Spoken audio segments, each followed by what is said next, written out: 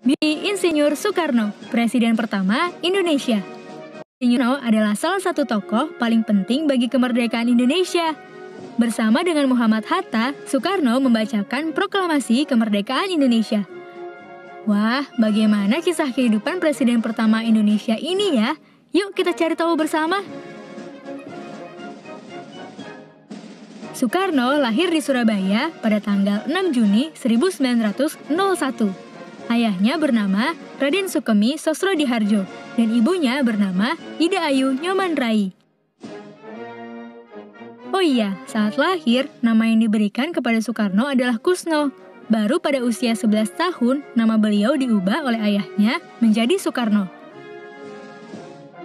Masa kecil Soekarno dihabiskan di Tulungagung dan Mojokerto.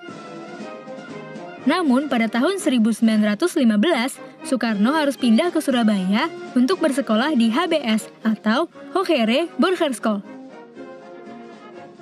Selama di Surabaya, Soekarno tinggal di rumah Hos Cokroaminoto, salah satu tokoh organisasi pertama di Indonesia.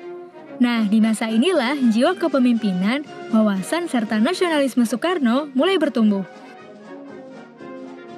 Pada tahun 1921, Soekarno melanjutkan sekolah ke Technische Hogeschool te Bandung, atau yang sekarang disebut Institut Teknologi Bandung.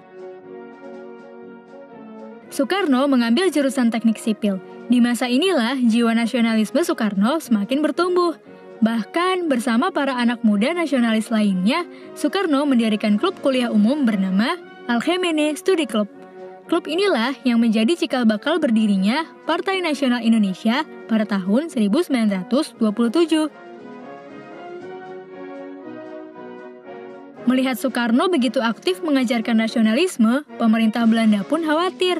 Akibatnya, Soekarno berkali-kali dimasukkan ke dalam penjara. Meski begitu, semangat Soekarno sama sekali tidak padam. Selama di penjara, Soekarno justru memikirkan nasib rakyat Indonesia.